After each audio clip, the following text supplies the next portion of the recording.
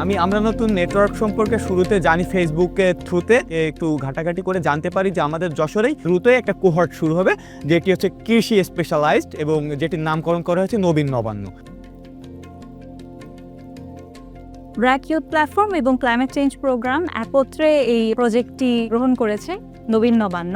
একসাথে একটি ক্লাসরুম সেশনে অংশগ্রহণ করে, যেটা আমরা নতুন নেটওয়ার্কের value driven 21st century skill sets আছে, সেখানে climate change, mental health, project management এবং আরও অন্যান্য অনেক ধরনের সফট স্কিলস আমরা প্রোভাইড করে থাকি। এর ভিতরে আমরা লিডারশিপ থেকে শুরু করে যে আমাদের মানসিক হেলথ কীভাবে অর্গানাইজ করতে পারি, ভবিষ্যতে যদি আমরা নিজেরা বাগান উদ্যোগী হতে পারি, সেই উদ্যোক্তা হওয়ার মন মানসিকতাটা আমরা এখান থেকে আহরণ করতে পারছি।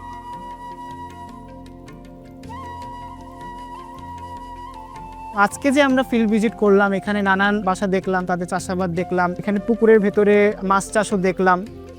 তারা যে সার বা যে টেকনোলজিগুলো ইউজ করতেছে কৃষির জন্য, তো সেগুলাতে যে সমস্যাগুলো সেগুলো শুনছি তাদের মুখে। কিছু নারীদের সাথে আমাদের কথা হয়েছিল, তারা আমাদেরকে জানিয়েছিল যে তাদের এখানে ইনকামের কোনো ব্যবস্থা নাই, তারা আসলে চায় যে তাদের পরিবারে কোনো কন্ট্রিবিউশন রাখতে। সেটা আমাদের মনে খুব দাগ কেটে গিয়েছিল, তাদের জন্য কিছু করা যায় কিনা। আমার প্রজেক্টের নাম নিসর্গ নিঃশ্বাস। আমাদের প্রোডাক্ট হলো ফিল্টার পেপার, যেটা আমাদের মেইন প্রোডাক্ট, এবং এটার থেকে আমরা এয়ার পিউরিফায়ার তৈরি করছি। এর পাশাপাশি আমাদের বাই প্রোডাক্ট হিসেবে আছে কলার চিপস, এবং এর পাশাপাশি আছে অর্নামেন্টস। প্রজেক্টের নাম হচ্ছে উর্বরা। আমরা কাজ করছি রাসায়নিক সারের পরিবেশ বান্ধব বিকল্প হিসেবে ট্রাইকো কম্পোস্ট নিয়ে। এটার জন্য যে উপকরণগুলো লাগে, যেমন গোবর, কচুরিপানা এবং আমাদের বাসাবাড়িতে যে খাবারের উচ্ছিষ্ট অংশ থাকে, এগুলো খুবই অ্যাভেলেবেল এবং এখানে খরচ নেই বললেই চলে। প্রজেক্টের নাম হচ্ছে মাশরুম মালঞ্চ। এই আমার গ্রামের লোকজন বুঝতো না তো যে আসলে মাশরুম নামে কোনো কিছু আছে, এবং মাশরুম জিনিসটা যে খাওয়া যায়। আমরা যেহেতু কৃষকদের নিয়ে কাজ করছি এবং কৃষকদের উন্নয়নের জন্য কাজ করছি, সাথে আমরা চেষ্টা করছি যে গ্রামের গৃহিণী যারা, তারা এক্সট্রা ইনকাম করতে পারে। তো আমরা চেষ্টা করছি সবাই যেন এই বিষয়ে জানতে পারে।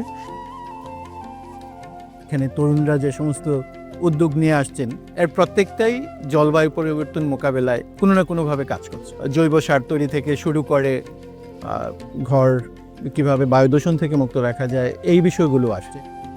আজকে আমরা ক্লাইমেট চেঞ্জ প্রোগ্রাম এবং ব্র্যাক ইউথ প্ল্যাটফর্মের বিভিন্ন কর্মীরা আমরা একত্র হয়ে সেগুলোকে উপভোগ করলাম। সেখান থেকে বিজয়ী 3টি দলকে এক ধরনের সাপোর্ট দেওয়ার জন্য একটা সিড অ্যামাউন্ট দেওয়ার চিন্তা করেছি, এবং পাশাপাশি তাদেরকে কন্টিনিউয়াস মেন্টরশিপের মাধ্যমে কিভাবে কিছু প্রজেক্ট বাস্তবায়ন করার দিকে আরেকটু তাদেরকে সাপোর্ট দেওয়া যায় সে বিষয়ে আমরা ভাবছি।